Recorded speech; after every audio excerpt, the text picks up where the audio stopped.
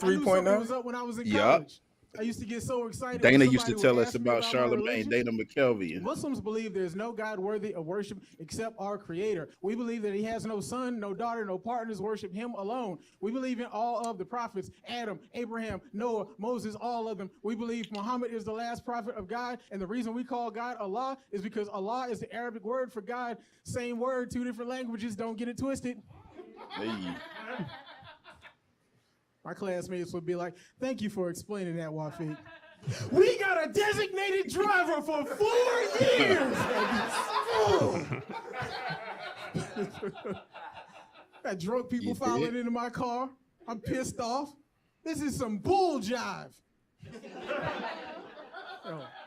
Muslim people, we say jive because we try not to curse. And that shit is hard. That's the clean edit. Muslims do not eat pork either. We eat turkey bacon. The drag queen of bacon. The drag It might look like pork bacon, but you'll notice something is off when you put it in your mouth. Wow, the drag queen joke died at the end. Okay. Got silent in here, didn't it? Whatever, man. That's my life. It's enough to push you to the edge, man. I was right there, that close, boy. I had ISIS on the phone. They said, press 1 if you're ready to terrorize. Press 2 if you're on the fence. I pressed 3 for I'm not ready yet, but send me some information. The FBI delivered the information. Sting operation. I want to thank Jenny for inviting me here. Thank you. Thank you. That's right. To this sketchy neighborhood. I mean, this neighborhood doesn't look like it has nearly enough crime for the chicken to be any good. Gotta have crime for your chicken. The higher the crime rate, crime is the side item. Depending on where you live, man, murder, robbery, and drug dealing are considered to be herbs and spices. That is not a plastic sneeze guard in that Chinese restaurant. That's bulletproof glass. That's a good sign, man, that your Chinese, soul food, and Jamaican restaurant will be top notch. Yeah. I wish more restaurants would adopt this policy so we know where to eat. That's why I like Church's Chicken so much. They keep a drug dealer in the parking lot. What you don't know is he works for Church's. No, man. He's the vice president of marketing. You got to run out to the whip. Trying to make sure that we get the right impression. And I appreciate it. Every time I see him, I go in and get something to eat that I take to Panera Bread and eat where it's safe. See, that's the cheat code. You got to buy it from the hood spot so it stays in business, then take it to Panera and eat comfortably. Go fade them up. You ready? Okay. In the presence of white people, desperate to prove they aren't racist. Yeah. Just giving you guys a little short clip, so you can see what type of vibes you're in store for today. Welcome, greetings, ladies and gentlemen. Yep. Welcome to another installment of your favorite podcast, none other than No Shortcuts with Midas and Fame. Today is Tuesday, August 5th, 2025. Come on in, say hello. Feel free to share this on your individual timelines. Also, ladies and gentlemen, as you're coming on in, hello to my sister. Hey. AKA our inaugural guest, What's up, guest ever. Faith, thank you. Mom, hi. Mom is here. My mom's here. The Our Power community is here. Yeah, that's me. You here? You know I'm here. Nice to see you, man. Yeah, Matt my brother's here. in the building. Smooth Sales. He just had a birthday. Happy birthday. Week, by the way. Yeah. James Masters and Masters Media, faithful member of our community as well as former guest of our platform, is here.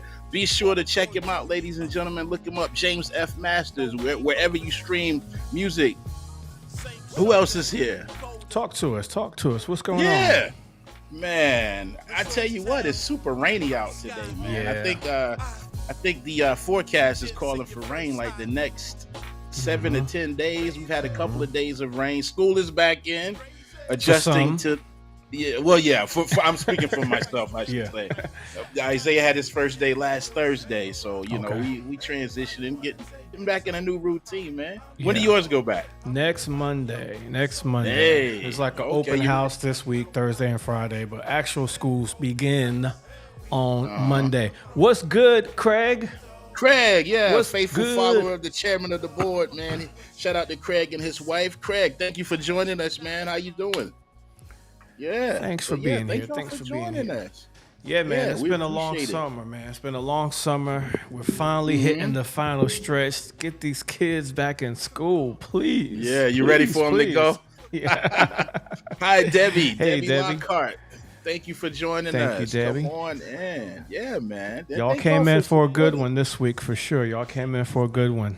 Our guest today is bringing the heat.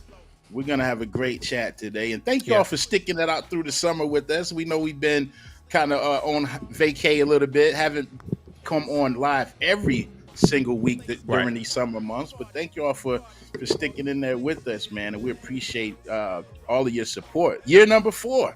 We were just talking about that before we came on. We're on our 4th year. Still waiting on those results from Best Local Podcast out of Columbia. It should be sometime this month. Man. So we'll see what happens. It was an honor just being nominated. Yeah. Craig says he's staying out of this rain. Hope. Yeah, we are well. We are well. Playing with the Tams over the weekend. That was the other. That was a couple of weekends ago. Maybe 2 to 3. We were down in what part of Georgia? I think Augusta, Georgia. We played at the theater. That's what I was speaking about 2 weeks ago when we aired. So it had to be 3 weekends ago. Yeah, but it was nice, man. It was nice. Shout out to the Tams. Yeah. And Lil Red just had a birthday, I believe. I want to say yesterday or the day before. And Lil Red, for those that don't know, he's the brother of Tiny from Escape. Okay. Yeah. So their mom, shout out to Miss Diane. I had a chance to take a picture with her and her friend when we were in Georgia, in catering and everything. But so their mom helps manage the Tams, which her husband has already transitioned, but it was his group first. But she still has a hand in management now. Lil Red is lead singer / band leader for the Tams, for the last however many years. So shout out to all of them, the Pope family, and the Tams. Shout out to them. Stephen Davis, what's happening, sir? And we saw Stephen Davis in Augusta. He was celebrating his birthday. So all of this Augusta talk is coming full circle. Shout out to former guest of our platform, Mr. Stephen Davis, also the Show About Nothing podcast, and he's affiliated with unctv49.com. So y'all be sure to check him out. He's from That's Sounds My like Story y'all were outside, man. Man, I'm telling you, Davis with you too. We was inside, but we was outside. And the food was immaculate that day. Yes, it might have been the best catering we had all year. And Stephen had us over another time some years ago in Fayetteville. They had laid the spread out for us, man. Soul food at its finest. So shout out to Stephen and all of his family and all of those for that lovely hospitality down there in Augusta. We appreciate it. Yeah, absolutely. How about this past week? What was going on other than getting the kids ready for school, man? What else you have going on? Just CCB. We killed. They say we ate, left no crumbs. At CCB, shout out to Shanali and Mindy and the staff there. We had a packed house, man. And that was the rollover from us. We were supposed to play on the 10th, but we had the thing with York that got rescheduled. So we had pushed CCB Bistro and Vine to the 31st, but we had a nice crowd. People celebrating birthdays, anniversaries, and it's always a good time when Mellow Groove is around. Yeah, absolutely. Absolutely. But that was it for last. I know that was a live one. Oh, it was. Yeah. We had standing room only, even on the patio and inside, and it was busy. It's talking to the staff, on break and everything. It's like, it's so busy. Well, that's kind of what happens. What did you expect? You want it to be dead in here? Plus, that's what you want. Exactly. I mean? Exactly. When you're serving and things like that, you want it to be busy. You want it to be busy. We're just glad we could do that for you guys. It's our pleasure. For sure. It's our pleasure. Yeah, man. That's cool, what about man. yourself? We were just finishing up this last few weeks of vacation mode, man. And last weekend, I just got back from Nashville, was only home for about a week, and then we hit the road again to go up to Virginia last week and spent the latter part of the week in Virginia, ending up, I did shoots and apps I did that Shoots and Apps party again. Yeah, I remember you mentioned that. In Ashburn, Virginia. Shout out to them. Yeah. And then we came on home. I think we came home Tuesday. And then just kind of spent this kind of week just getting ready. I had a wedding Saturday, so I kind of spent the week getting ready for that. Nice. And we back. It was a good wedding. It was in York, South Carolina, but it was kind of low key. They didn't really do much. They knew it was going to be. It was just a wedding reception because they got married somewhere else, and it was a small, intimate crowd, but they had a good time. Good. Yeah, they had a good time. They were very satisfied with everything that went down. Mm-hmm. And I have one more week off, and then it's just full wedding mode. Till November. I caught your crate hackers a couple of weeks ago too. I didn't know if you know that. Now I'm thinking about it. I didn't know if you see me in the comments or not. But those comments, man, on Twitch, those comments move so fast. Especially if I'm just chilling, if I'm off screen, or if I'm chilling, I'll be watching the comments. But I think the one that you saw, I was actually on screen because I was you were on screen. Joe. We have a moderator that's handling all the comments, but if I'm trying to watch them while I'm on screen, they just go so fast. I think it was like 800 people watching that night. Ooh, okay, nice. Yeah, that's good. Love the executive. Me too, Debbie. Yeah, and it's so thank you, Debbie, for your support. Thank you for following the music. Thank you for following the podcast. We certainly appreciate it. It does us no good to perform if nobody's coming to hear, see, or any of that stuff. So anybody that supported us over the years, we certainly appreciate you. Absolutely. And if y'all ain't doing anything tonight at 8:00, head over to twitch.tv, twitch.tv/The Crate Hackers. We'll be live again with DJ Scratch Bastard and Nick Spinelli, and Aaron will be interviewing him, and I'll be popping in and out on screen, off screen. So I'll be able to talk to you all in the chat a little bit. Yeah, all right. So anybody that's interested in DJing, or even like myself, I just go to support, but they talk all type of good music. Stories about music. Yeah, man. So check it out. If you're in the DJing or curious, or you want to be a DJ, go join them on Twitch. Crate Hackers. We have a good time. We have a good time. Yeah, it's a good time. So tell them about our guest, man. We have a special guest today. Yeah, it's always exciting. I was saying in our virtual green room, when I have someone on who I've known, especially for a while, typically my college years, because a lot of us were honing our skills on certain things in college, and we have stayed at it into this day. So it's always a good time, and I'm excited, looking forward to it. But I guess today, ladies and gentlemen, he's a comedian, as well as a journalist. He was the winner of Raleigh's Best Up-and-Coming Comedy Act in 2023. He's doing his stand-up and improv. He's expanding his territory. Also part of the Good Old Boys radio show, which we've had two other of my Winthrop University classmates on. He was a part of that organization as well. Mario LaTroy, former guest of our platform. But we're going to get into all of that and then some more today, ladies and gentlemen. So make some noise if you can, if you're at the office or if you're at home, whatever your case, or on the screen, as we're going to do, for none other than comedian Wafeeq Zarif, ladies and gentlemen. Yes. What's happening? Yes. Yeah. Yes, that dude is funny. I like him. Yeah, no. And we saw at the top of the program, man, and that kind of just brings me to what you were saying before we came on, because in college, I didn't know you to really speak much. I mean, you would speak within the circle, but you weren't outgoing, how I see you now, being on stage and telling jokes and making people laugh and stuff like that. So, kudos and salute to you, man, for following your dreams, following your passion, and turning it into, your career. And that's what our platform is all about. Thank you, man. Thank you. It's I was just listening in college. Getting material. Listening. Just listening and observing, man. Yeah. And if somebody wanted to talk to me, I would talk. And then, matter of fact, it was a guy named Rashad Newson. I remember he's the him. one that told me. You do? Okay. Yeah. I remember him. Yeah, he's the one. He told me back in, I want to say maybe 2000, that I should do stand-up comedy.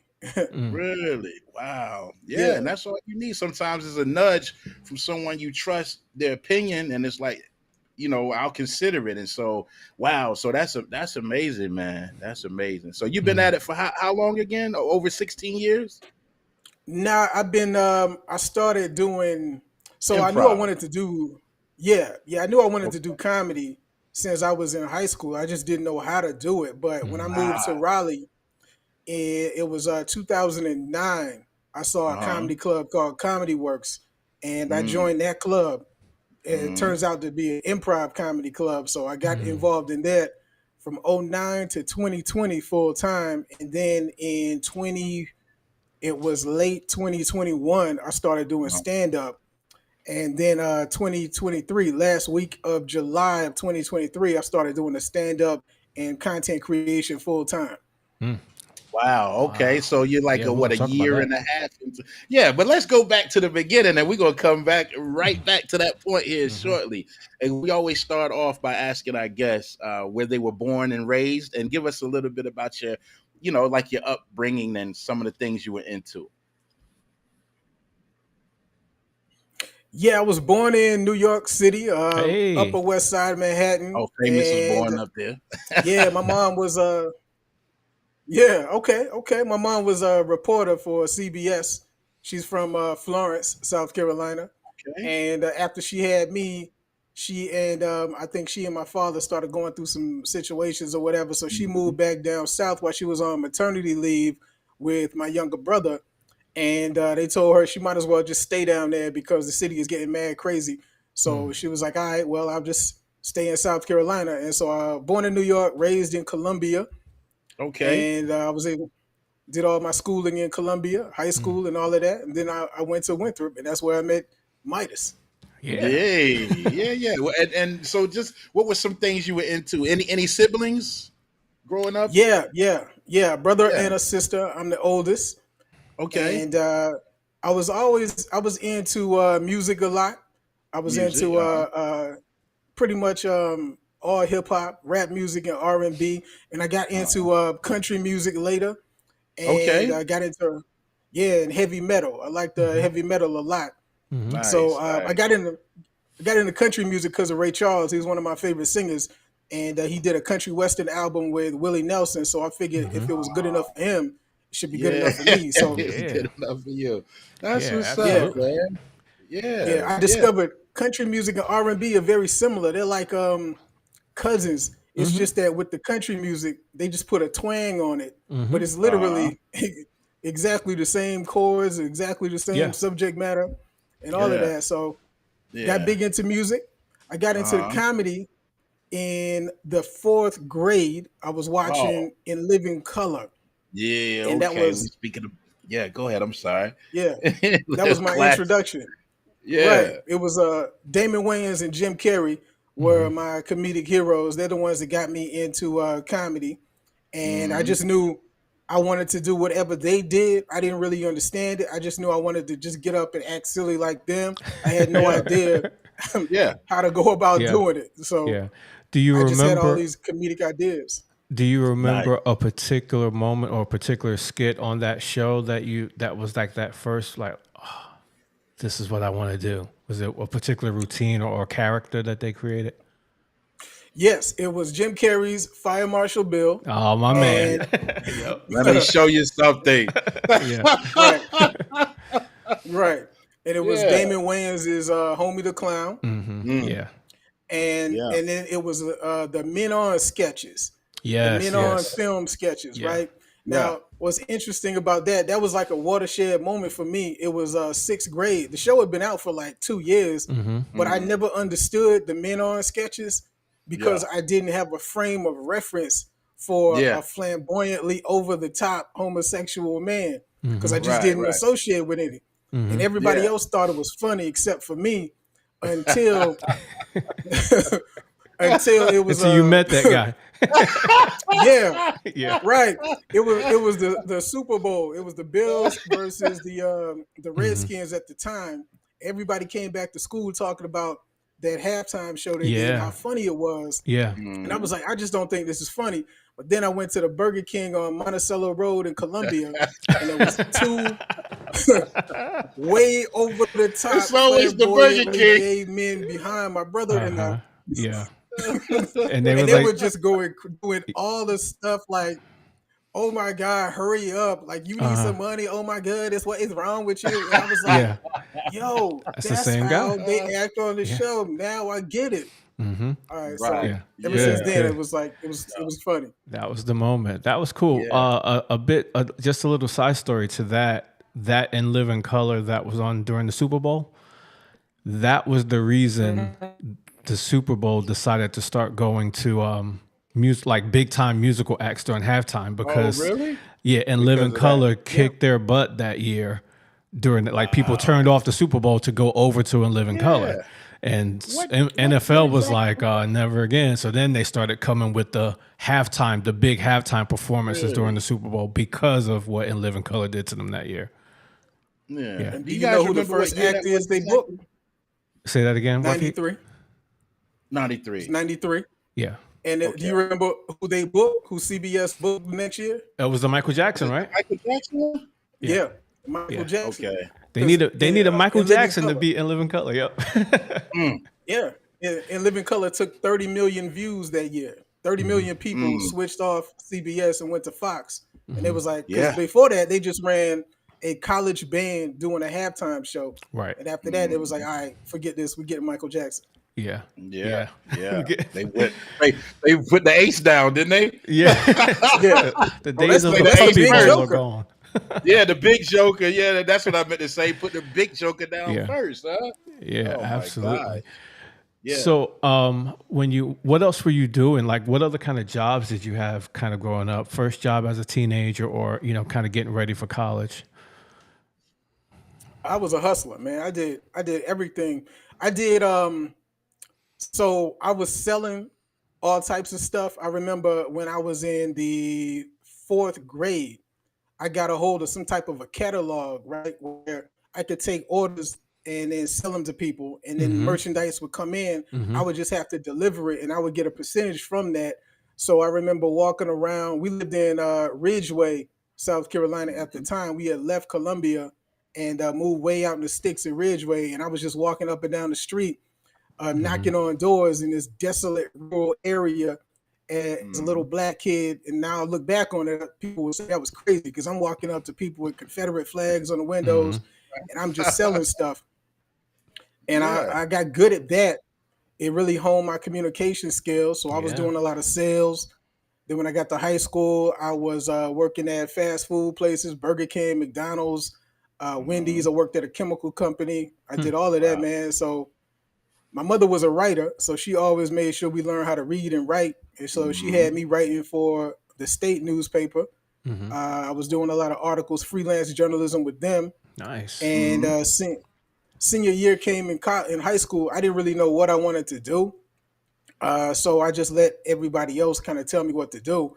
And then one day I'm watching Sports Center, and I saw this black dude on the TV, and he was talking about Boom Shakalaka, and he was like, he was like Pookie and them.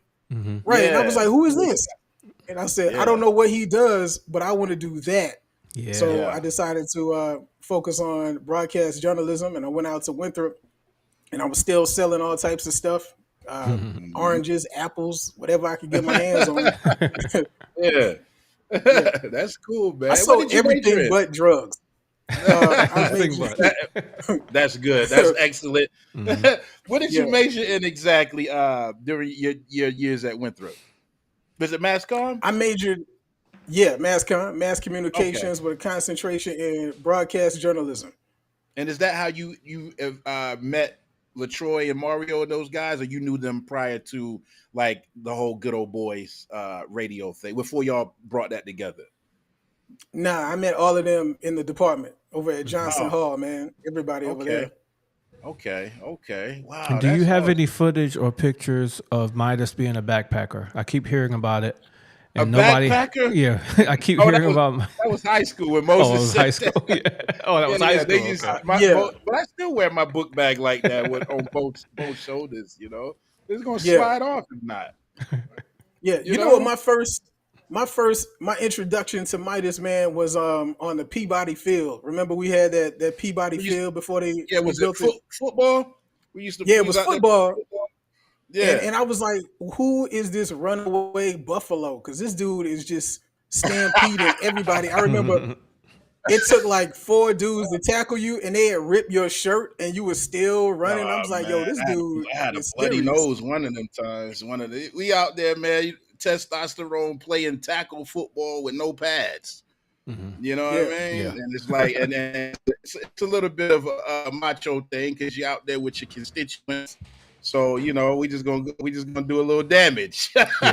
It used to be the worst too because I mean you haven't played football and your body and used to take it at you sore and all the itchy grass. You in the shower, man. It was rough times. I got a bloody nose once too, but we cooled that out eventually. But I used to be inside playing basketball and stuff too, man. But yeah, we had to get that out the way just for the football season and all the testosterone and stuff like that. So you was out there. Did you play? Yeah. I played. Okay. Okay. Yeah. I can't remember. I might have got a little CTE from being out there. I don't know. No helmet. Yeah. Yeah, you were trucking people, bro. man. You was really Yeah, trucking them. I was like, yo, this. yeah, I was like, does he know that we're not wearing pads? Because he's going yeah, extra hard with this. yeah. That was the he was point. naturally padded. He didn't care. That was the point, man. Because it's like, again, it's testosterone. You out there like you trying to like, you don't want to look soft or whatever. You just making a statement. That's all. Mhm. That's all. So yeah, I'm glad everybody survived though. Nobody had to go to the hospital. Yeah. Good Yeah. deal. Thank you for noticing. Yeah, For sure. yeah. So, You and Hardison jumped out to me. Yeah. Oh, my last name? No, not Hardison, but Harrison. I said Harrison. Harrison. Yeah, Harrison. Harrison. Yeah. Absolutely. I remember Harrison, man. That was a good old Winthrop days, man. Yeah. Go ahead, Faye. I'm sorry. We digressing. it's all right. Catch up. It's catch up time. Tell me. Uh-huh. So when the comedy bug hit, right? What was your first time actual performing something in front of people? What do you remember when that was and what that was like? I remember the first time I performed, it was everything in my life had been preparing me for this moment. So when I was a little kid, my mother, so we're Muslim, right? And we would go to religious services, and my mother, she would force my brother and I to get up in front of people and read poems and stuff like that. And I thought it was Mhm. mad corny. I'm like, I don't want to do this because the other kids, they don't look like this is cool. But she was like, nah, Mhm. get up and do it anyway. We would have to read poems and religious verses in front of the whole congregation, and I hated every minute of it. But what it was doing was making me more comfortable at public speaking. Yep. Right. And so I didn't realize it until my senior year in high school. That's when I started to notice that I had a voice. So I didn't really. I went to Fairfield Central first, then I transferred Oh over to yeah. Ridgeview. And I remember at Okay. Ridgeview, I was just really angry because I was pretty. I was like my time in Winsboro, man, it was kind of difficult. So I got to Ridgeview, I was just real angry about stuff, and I was like getting into skirmishes a lot. But then I had a Mhm. journalism class, and the teacher would ask me questions, and I would get up and I would start to talk, and people was laughing at everything that I was saying, and I didn't really understand what they were laughing. They were like, "Yo, you just so sarcastic." And I was like, Okay. "What is sarcasm? I don't even Yeah. know what that means." just, Yeah. just being myself. And then Yeah. I noticed that it started to get attention from girls. Like the pretty girls started paying attention to me because it was like, "Yo, you funny and you kind of cute." And I Mhm. was like, "All right, let me just lean into this." Yeah. So We just lean right. into this.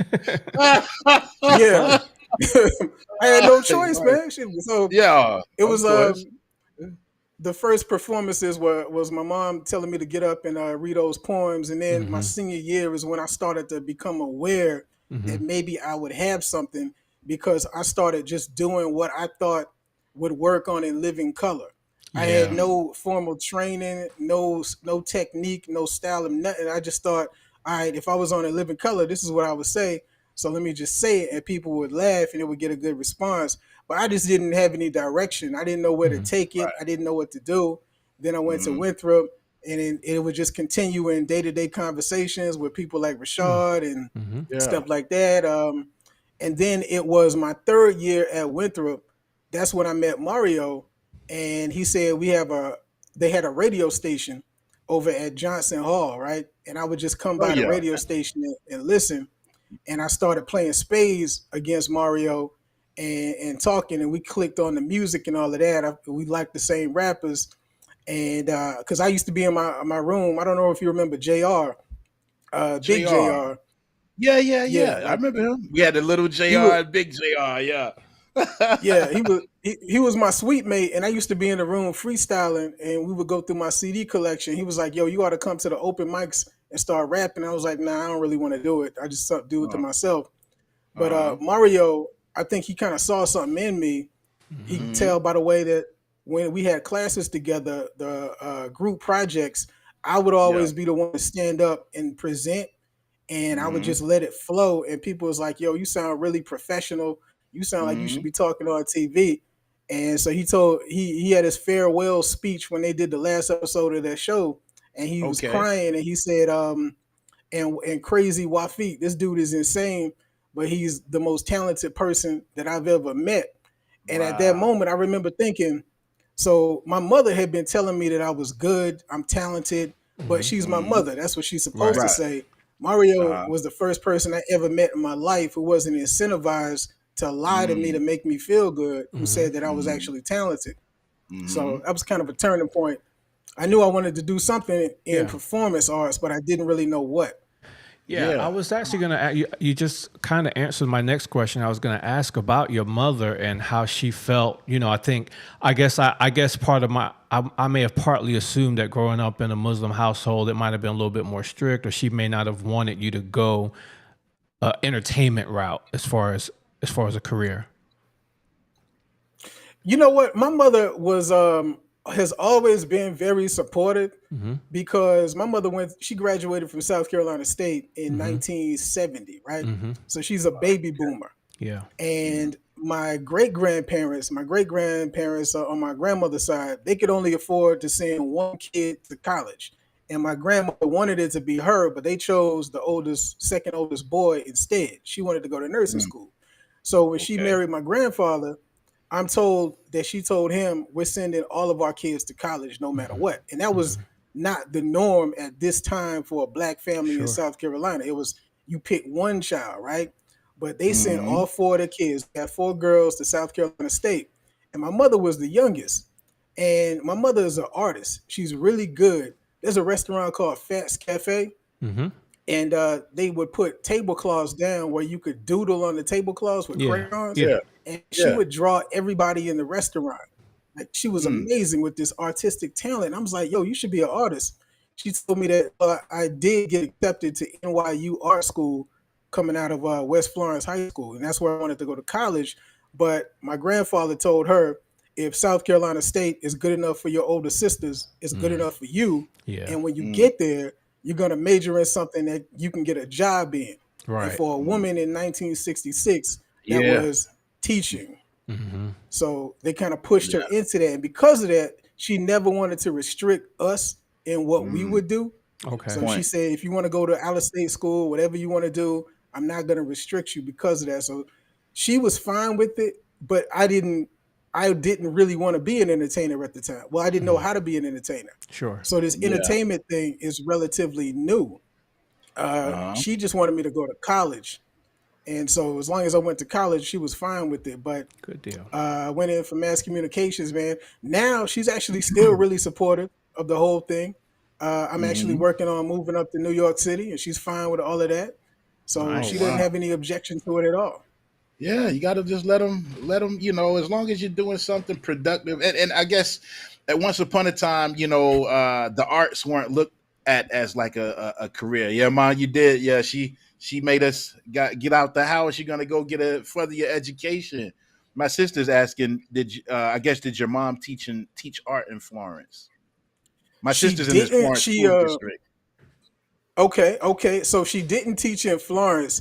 She graduated from West Florence, but she ended up working at the Florence Morning News. She went Mm-hmm. into journalism, Mm-hmm. so she was a reporter for the Florence Morning News, and from there she went up to the Associated Press in New York City, and then to Wow. CBS in New York City. Then she came back to Columbia to teach at Benedict.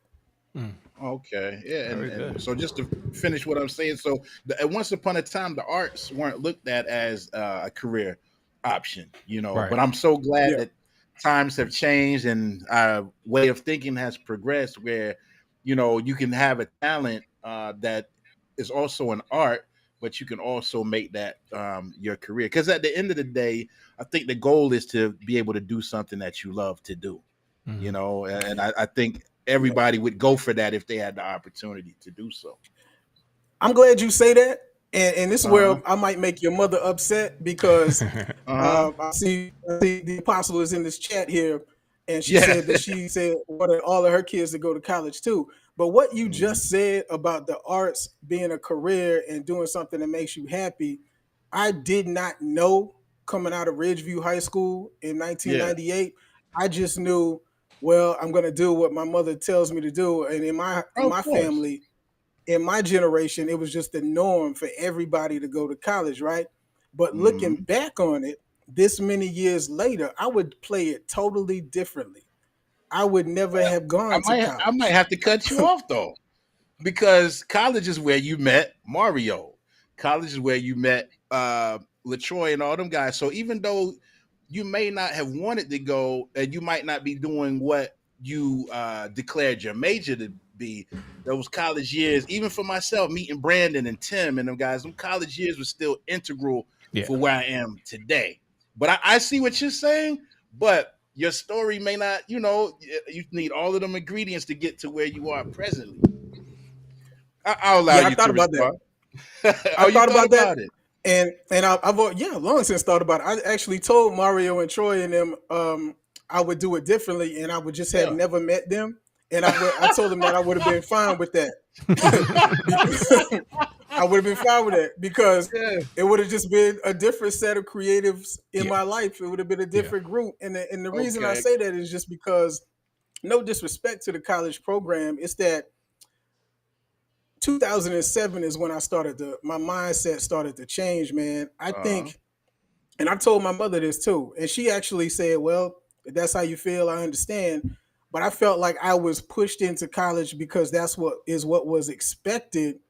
But when we were coming along is when we got into the technology change. Technology Uh-huh. started Mm-hmm. changing. Yep. Right. I just think that the format for the way college is sold to us Hmm. is is not realistic for life anymore. So Okay. I think I should have just moved straight up to New York and started doing comedy straight out Mm-hmm. of high school. And the reason I say this is because in 2007, I read an article that was written by the Secretary of Education under Hmm. the George W. Bush administration, the highest ranking teacher in the country. And he said, unless you go to an Ivy League school like Harvard, Yale, Brown, something like that, or MIT or Hmm. Stanford, the rest of the colleges are all the same. He was like, it Hmm. doesn't matter if it's Clemson or if it's North Carolina State. It's all the same. It doesn't matter if it's USC, if it's South Carolina, or it's the University of North Carolina. It's all the same. HBCU, whatever. And he said, in fact, with the way they are seeing the country move, we would be better off going to specializing in something. Yeah. He Trade said Like schools. specializing trade, in. Trade trade. schools. Yeah. Yeah. He Yeah. That specifically makes said sense too. IT. Two things Mhm. could be right. Mm-hmm. Yeah, Yeah. so I Yeah. wish I had played it like I wish I had done that instead because I feel like I wasted a lot of time. Yeah. I want you to look at the glass half full instead of half empty, because either way, you still have something to drink. You know what I mean? Yeah, yeah, Touche. Yeah. yeah. So it just depends Good on deal. how you look at it. But I think because you can't change it, I would say the appropriate perspective is to say all of those ingredients, even college included, was a part of the cake. You might have to throw a little bit of egg, a little vanilla extract, a little sugar, but all of those things is working to for the cake that you're presently baking. So Yeah, that's my perspective, Yeah. But two things can be true at the same Yeah. time. I understand that. Yeah, yeah. So go ahead, Faye. I was just gonna ask. So tell me, like, where are you now, in as far as what performances are like for you now versus what they were like when you first got it started? Like, what are you noticing out there in terms of how to get yourself out and get yourself known? Like, someone wants to follow your path, someone wants to be a comedian or a sketch comedy artist. Like, what's the path for that like right now? That's a very, very good question that I think we need to answer and and distribute to everybody, because I would love to have known that when I was in high school, Yeah. so I know exactly what Yeah. to do. Yeah. So I'm in my fourth year of doing stand-up comedy, and of course doing the improv, since 2009. But the improv comedy is more of it's my passion. Stand-up comedy is the job. So improv is more of a hobby, and the skills you learn doing that really make you better at doing other forms of comedy that actually pay you money. So I'm very young in the career, 4 years into stand up, really only about 2 years actually focusing on it full time. Because before I had a full time job, and that was getting in the way of the stand up. A whole story about how that switched over. So Yeah. I'm very new, and the path, so the blueprint that I would give to somebody is identify what you want to do early, and then get out and start writing and start showing up to these open mics. So Yeah. a lot of Be people around it. say I want to do stand up. Right, they say I want to do stand up comedy, and then you tell them, okay, there's an open mic here. Well, I don't want to come to the open mic until I Yeah. get some material. That was Uh-huh. my thing. I kept saying that for years, putting it off and putting it off. You just have to show up to open mics and go say whatever's on your mind on the mic, and understand that it's not going to be good, because Yeah. you have to learn. Work You your got to way there. learn how to write. So start writing and start going to open mics, and those are the two number one things that anybody who wants to get into comedy Yep. must do. Start taking classes. You can get a lot of free information from YouTube on how to be a comedy writer, the techniques that we use, because it's pretty interesting. You write this much material, right? Mm-hmm. And Got to then trim it you down. put it on stage. Right. And the only way to find out what works is if you go out on stage and you crash and burn, and then you keep and you whittle it down to this Yeah. much usable material, Yeah. Right. and that goes in your act. And then you repeat the process, and then you just whittle it down, right? So you just got to get out performing whatever open mic you can find, start researching comedy writing on Yeah. YouTube, and write everything in your head down. Yeah. Yeah. And that's how the top comics do too. Like say they got a Netflix special coming up. They're gonna go back to the comedy clubs and start working that material, seeing what works, what doesn't work, even when they preparing for a special. So I don't think there's any way around that grit, that grind, of you have to test your stuff to an audience to see what's usable or not. Yeah. And perfect Yeah. your cadence. There's cadence, rhythm, all of that stuff. Subconsciously, for a person watching a comedian, they're not thinking about cadence, timing, and all of those things. But you guys who are doing the comedy, all of that stuff is important. Yeah, yeah, and I would Yeah. advise somebody new too.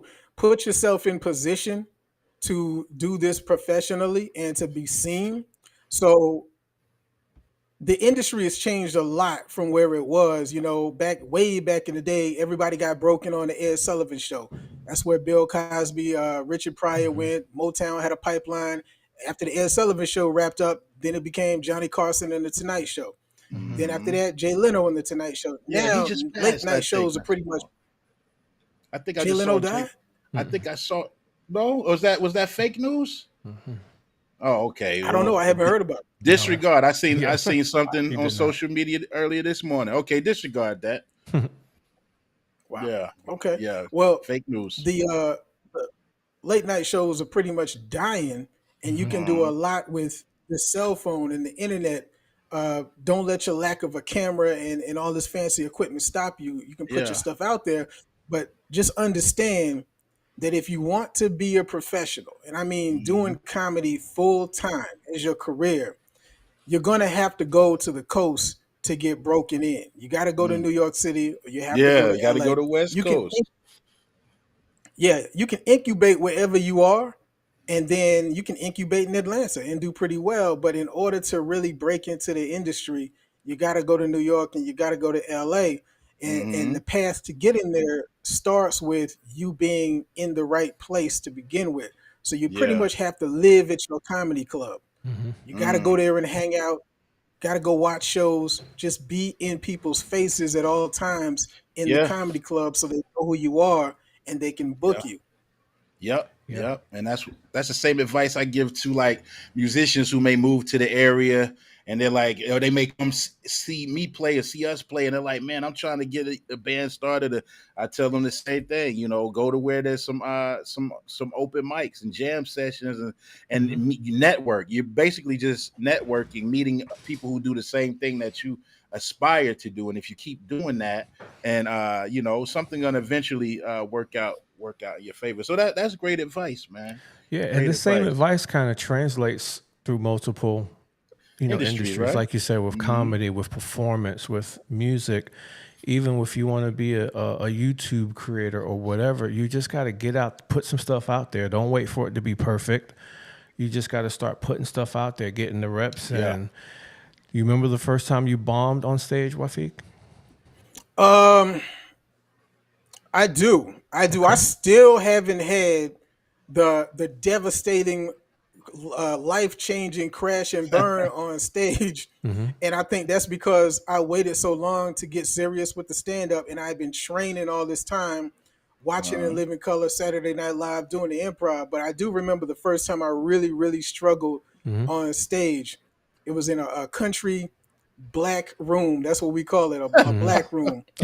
You know, what does I mean, that there's mean? different. What it means is, I tell you what T.K. Kirkland said, right? T.K. Kirkland's Mm. been at this since the early '80s. He was Mm-hmm. on N.W.A.'s first tour. He was their Yeah, I opening know act. TK. Yeah. So Yeah. T.K. said when he's considering bringing a comic with him on the road, there's certain attributes that he looks for in a good comic. And number one, Mm-hmm. do you have the discipline to work clean, right? Mm-hmm. So that's why I'm working clean at this stage of my career, because Yes. when you work clean, not only does it make you more marketable, but it makes you a better writer. Mm-hmm. One of the Mm. hardest shows I ever did in my life was an improv show at noon for a bunch of 6-year-old kids. That was the Mm. hardest comedy show I ever did, and it made me Uh-huh. so much better. So you Right. got to learn word replacement. You got to learn, because you can't rely on the shock value of dropping f bombs and doing everything that Right. we saw on Def Comedy Jam. You got Mm-hmm. to go to the Mm-hmm. fundamentals of joke writing. Yeah. Then he said, number two, do you have 5 minutes ready for TV? So when the Mm. Tonight Show calls you, do you have we call it a tight five? Mm-hmm. Tight Okay. five. You're making people laugh every 15 seconds. Do you have Mm. that ready to go for TV? But you're not Mm. going to get that call if you don't have clean material. So that goes back to number one. And then Right. those first two things that I mentioned, do you have the discipline to work clean? Do you have a tight five? A lot of comics have those, and the majority of them are white. But then he Mm-hmm. says, number three, this is where we eliminate a lot of people. Can Mm-hmm. you rock a black room? And Mm. he says that because black people are harder to make Hard to, laugh yeah. Mm-hmm. than True. white Yeah. They're people, the right? average, yeah. Say something funny. Right. Right. And I think Cedric the Entertainer gave the best explanation for that in The Kings of Comedy. Remember in the Kings Uh-huh. of Comedy movie, they would show them on the basketball court and they just in their casual moments and they would interview them. Mm-hmm. He said Uh-huh. black folks are so fickle because historically black people have not had access to the majority of resources in this country like white people. And one of Mm. those is expendable income. So Mm. a white family, he said, they see the Kings of Comedy are coming. They're going to buy tickets well in advance, put it on the credit card like it's nothing. But black people, because historically have not had access to those resources, if they see you coming to town, they're going to start preparing 3 months Oh, in wait, advance, yeah. putting Mm-hmm. money, right? Yeah. And they're going to Uh-huh. get, they're not going to show up in regular clothes. They're going to get their best Easter outfits time. together. They're going, right. They're going out of their way. Traditionally, Mm-hmm. for that white family, it's a path. They're not going out of their way to come and see you. But Right. for that black family, they're Mm-hmm. going out of their way to see you. So that means you Mm-hmm. better be Better funny be Yeah. funny. Gotta give them immediately, their right? money's worth. Yeah. Right. And I've seen it with my own eyes. I've seen white people walk by Good Nights in Raleigh Comedy Club and look up at the marquee and say, "Oh, Tony Baker is coming here. He does funny animal voiceovers," or Samora is coming here, or somebody like that. Mm-hmm. And they walk in with cargo shorts and t-shirts and just buy the tickets. But black people peep out the website 2 months in advance and they start planning and putting their outfits together, right? So Mm-hmm. because That's of that, fact. they're going out of their way. You got to be Mm-hmm. funny immediately. So TK Mm-hmm. Kirkland said that as number three because there's a lot of people who have a tight five and they work clean, but they can't rock a black room. And there's a certain strength that comes with being able to do that. Can you step on Def Comedy Jam in 1992 Yeah. and really rock this audience? That's the measure of who's really, really good. And even I Right. heard Chris Rock said the worst stuff on Def Jam, the worst Mm-hmm. stuff, like oh shucky ducky, was better. I mean that right. Shucky ducky I mean quack it's quack. I Yeah, remember I that. right, remember my man right. Shucky Ducky. I mean it's hacky. Quack, It's quack. hack material, man. It's Yeah. like shucking and jiving. He said the Yeah. worst stuff on Def Jam was better than the best stuff on a night at the Improv. And a night at the Improv was supposedly where America's top comics, Jerry Seinfeld, Yeah. Mm-hmm. Bill Maher, are coming and stuff like that. Mm-hmm. So those were his three Interesting. I like attributes for a that. great comic. And what I yeah, and what's really funny is the third one eliminates a lot of the people who can do the first two. And I call them, for lack of a better term, scared white comics, scared to step Mm-hmm. into a chitlin circuit room down in the bottom and really rock it. But the first two eliminate a lot of people who have the third one. Really Mm-hmm. strong, vibrant, energetic black comics who don't know how to write clean material and don't really Yeah. have a tight five because they're coming out there shucking and jiving. They're just doing following the hack black comic handbook. Right. When all else Right. fails, talk about what the Lord has done for you. And Right. people are gonna go for that. Yeah. Is that what Steve like- Harvey was doing? Nah, Steve I'm talking actually about it in later he may years. have I'm kidding. yeah, Go pretty ahead. much. But Yeah. he had already mastered the first two. He did master the Yeah. first two. Yeah, I like Yeah. that. I like that. I like those three. And I'm just, as you were saying those, I can again see how that fits into not just comedy. Even me as a DJ, I can take those It three works with things me. and say, My- hey, my can rap I do list. all three of those? Because even as a DJ, rocking a black crowd, rocking a white crowd is two different things as far as what the expectations are, even with the same material.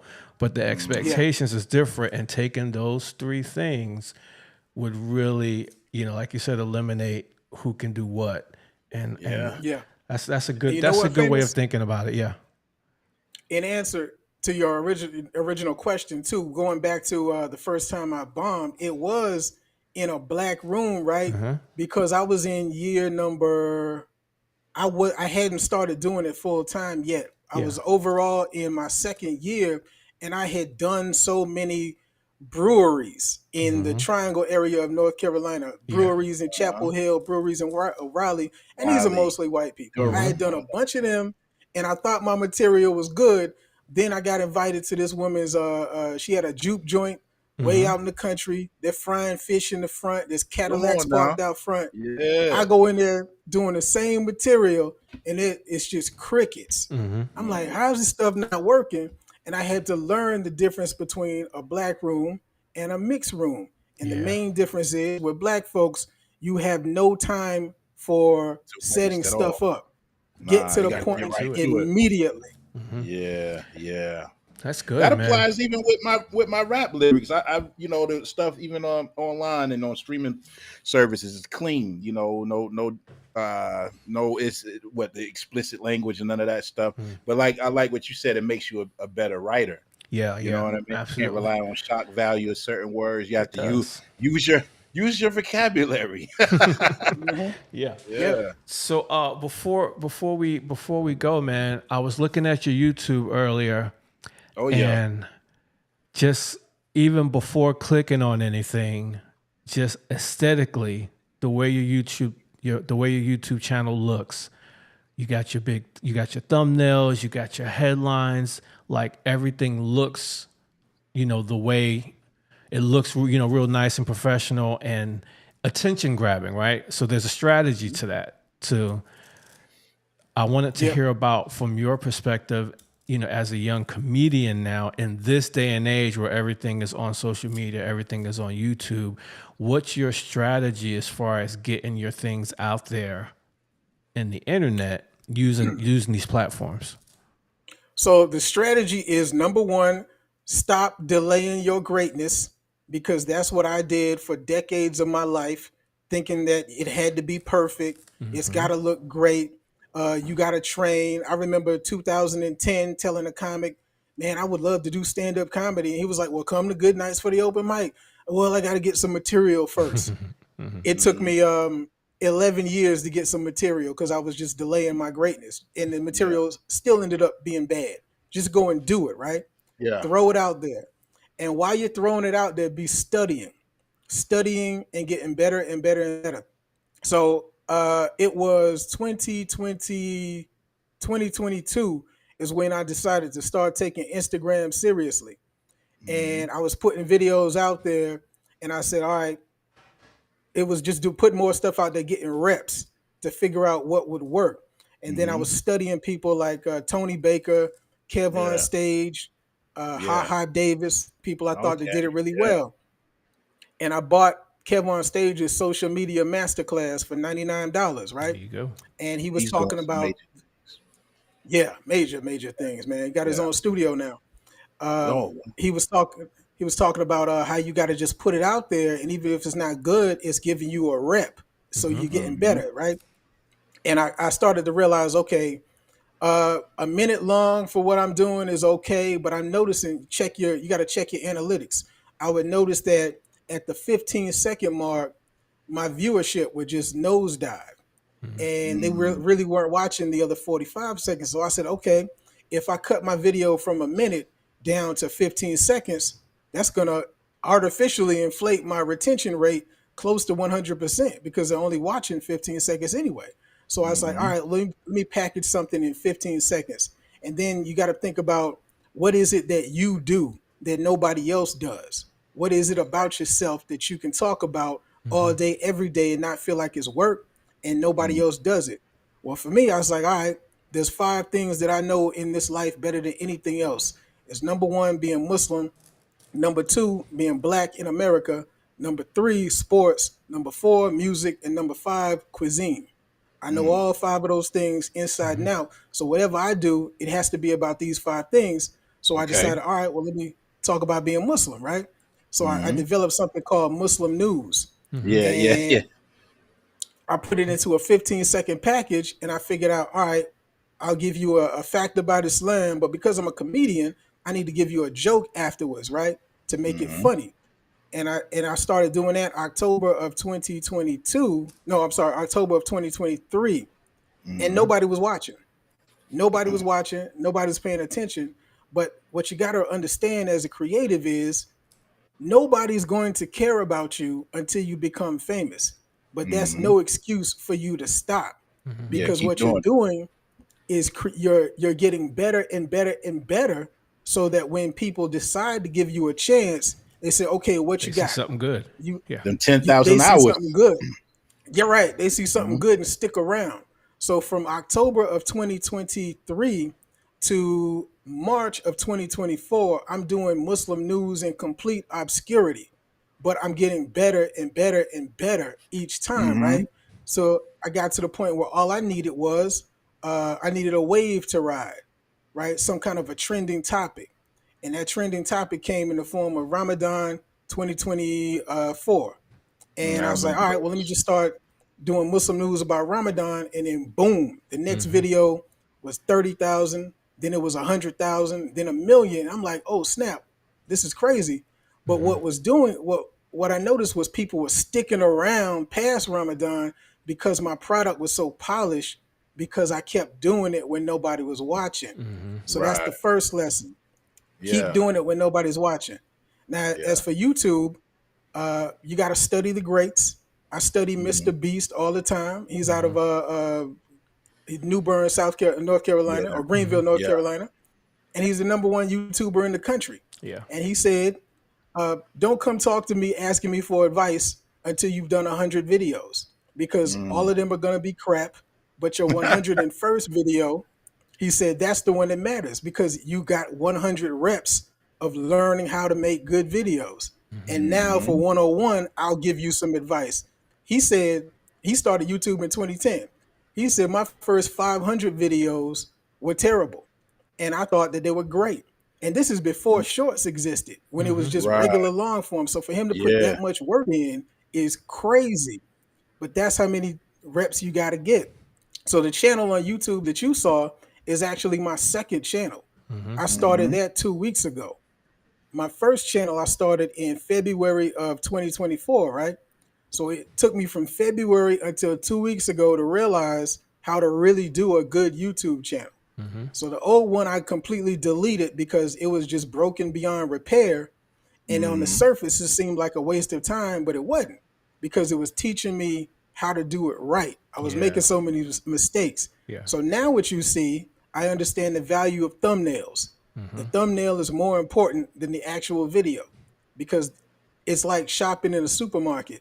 When you go into the Yeah. cereal aisle, you see all these boxes of cereals. You're not looking at the cereal inside.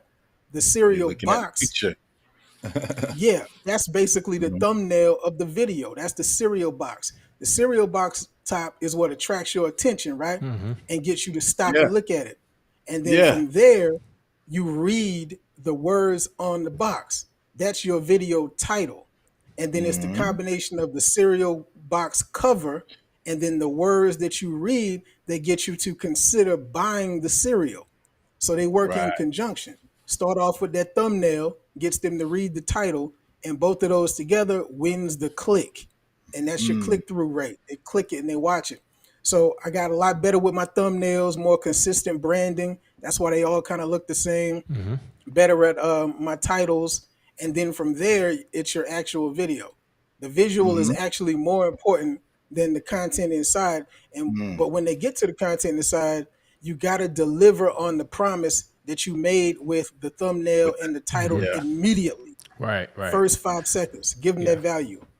Oh Yeah. man, Yeah. this is good. I love And it. and and did you want to share why you what was one of the bigger reasons why you decided to delete all your other stuff and start a new YouTube channel?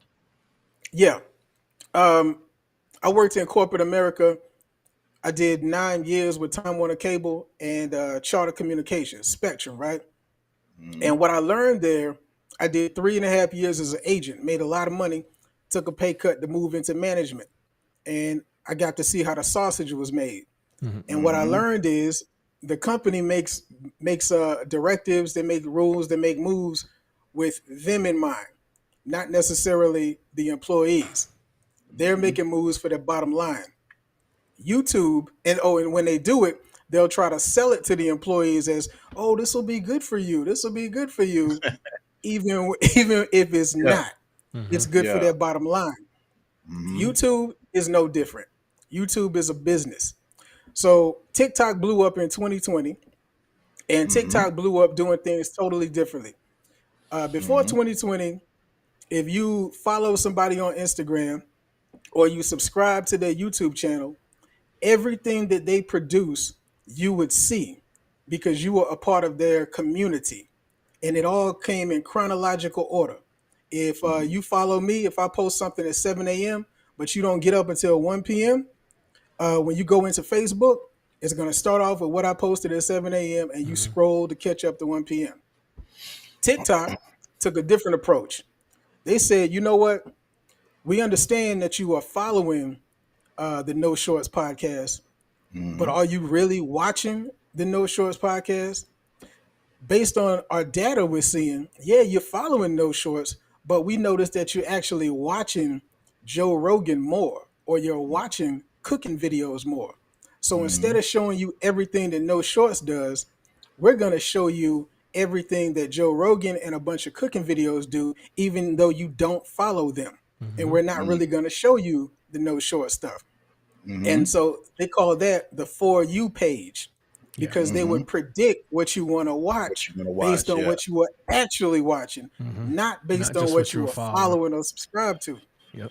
And it worked so well TikTok got more views than Facebook, YouTube, and Instagram combined in 2020, and it shook up the industry. It scared everybody else. Wow. Immediately, all the meta platforms, Instagram, Facebook, changed the algorithm to match TikToks. YouTube changed its algorithm to match TikToks. That's why, if you pay close attention, you don't see all the content from people that you actually follow. If you really Right. look at it, because I got people I follow I never hear from. Right. But if you watch a video for 5 minutes, you don't follow that You get person, more. log out and then log back in. Guess what you got? A whole lot That of that person's person. stuff. Yeah. And you don't even follow them, right? Yeah. Mm. That's what's So up, man. they Yeah. changed that, and then they created shorts. YouTube created shorts to compete with TikTok because TikTok is basically the old Vine, right? And they Yeah. noticed that people's viewing habits changed. If you give me a let's see, how many times have you found yourself laying in bed scrolling at night through the shorts on YouTube or social media, right? A lot of times people do that. I have no problem watching 10 1 minute shorts in a row as I lay Right. on my bed. No problem. But you But won't if watch you give one me 10-minute video. exactly, give me one 10 minute video, I'm like, that's too long. I can't watch all of that. Yeah. It's too You long, know what's right? funny? And that kind of goes into a lot of, like, even with TV shows, like we can watch 2 or 3 or 4 episodes of a TV show at one time, binge watching, but won't watch a 2.5 hour movie. You know? Yeah. Exactly. Yeah. Yeah. That's how Exactly. that So, all works, Psychology. man. This is great and I bring it info, on man. home. You go Yeah. ahead. I'll bring it on So home for you to oh wrap yeah, it yeah. up. Yeah. Go ahead. So You good? TikTok figured this out first. Then YouTube decided to follow suit and they created shorts. And what they noticed was with a long form video, a 5 minute long form video, YouTube is giving 55% of the ad revenue to the creator. They take 45%. And in a 5 minute video, they might be able to put in 3 ads. But if they do shorts with that shorts feed, the ads run immediately after the short. They can squeeze 10 different ads into one 5 minute video. So they can run more ads doing shorts. And for shorts, YouTube takes 90% of the ad revenue, leaving the creator Wow. 10%. So this is why I For the mentioned shorts. what I learned Watch the working in long corporate form. America. Jeez. They keep pushing. They tell you do more shorts, do more shorts. It'll grow your audience, and you're They're gonna exactly take right. that bread. Doing shorts brings in a ton of subscribers, right?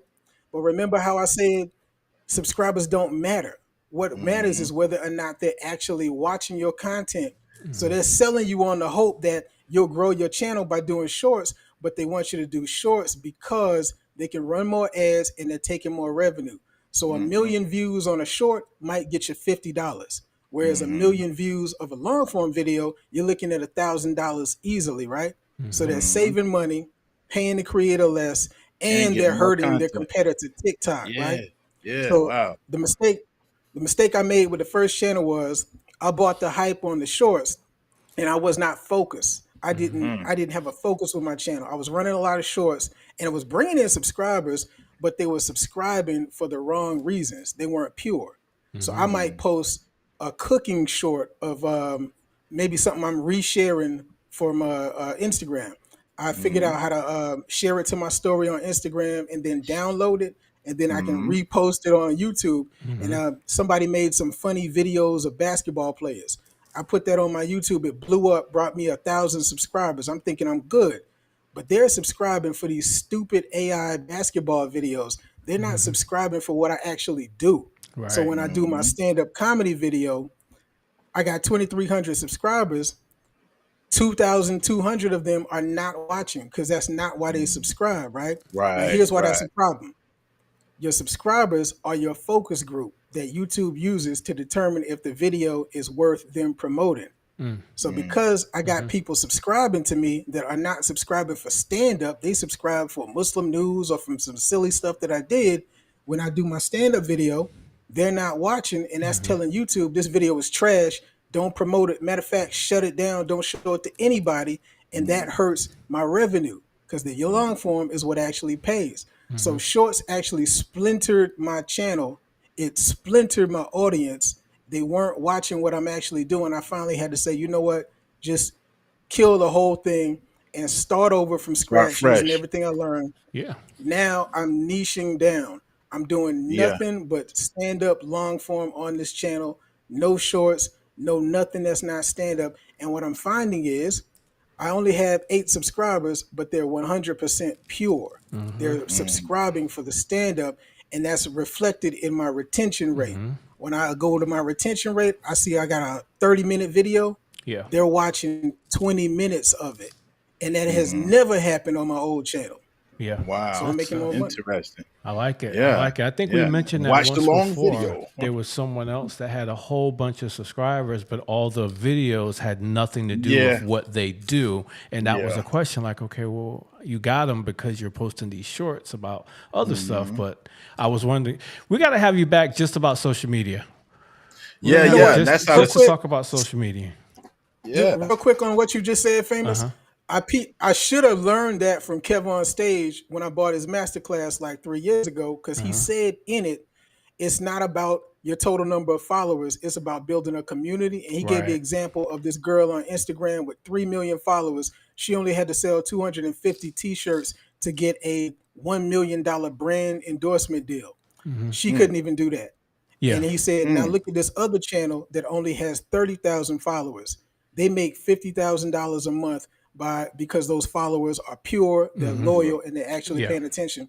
Followers don't matter if they're not engaged. Exactly. Yeah. Exactly. Shout Kev out to on the stage No is on the Shortcuts. Breakfast Club too. Yeah, no sure. And Kev on stage is on the Breakfast Club earlier this week. I don't know if you saw that or not. Yeah, I y'all have. should check. I have. Okay, yeah, check him out, man. He's coming. He started on Instagram and stuff, doing comedy and whatnot, right? He started 15 years ago making Oh, YouTube okay. videos of him and his YouTube. brother doing plays. Then he Ah, just kept cranking out content on Instagram, and he got on All Def Digital. They made him the Yeah. director of content, and then he wow. sold the show to BET. There you go. That's There you all go. right. And that, my friends, is how the sausage is made. That's how Hey, the yo. sausage is made. So Wafeeq, Yeah, what's man. next for you? What's next for you? What are you looking forward to over the next few months here? What are you working on? Preparing to move to New York City. Got to go hard with that. You know, I got to go into the meat grinder, rent a room as a grown man, renting a room. Yeah. Yeah. Doing this comedy thing, and it is expanding my comedic brand outside of North Carolina through festivals and shows out of state. Yeah. Yeah. Tell everybody how to contact you, how Yeah, to how reach to out, follow you, how to man. follow you. All right, you can follow me on Instagram, TikTok at Wafeeq Zarif. My name should be spelled on the screen, Wafeeq Zarif. You can find me on YouTube, on Facebook, comedian Wafeeq Zarif. Now, I would tell you to go to my YouTube channel, but one thing I learned is don't tell anybody, don't promote it, because you want to let. Well, you the can promote YouTube it with our algorithm- people today.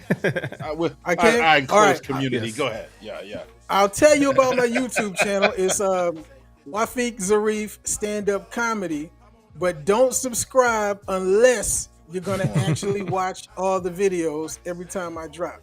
In their entirety. I'm still catching up on them too since we caught up Sunday, man. But Right. yeah. And if there's somebody in the comments or watching this replay, whatever platform they may their engagement may occur through, and they're on the fence about like pursuing their dream. They have a talent, they have a passion, they have a gift. They just don't know what their next step should be. What's a bit of advice you would like to leave with them before we adjourn today?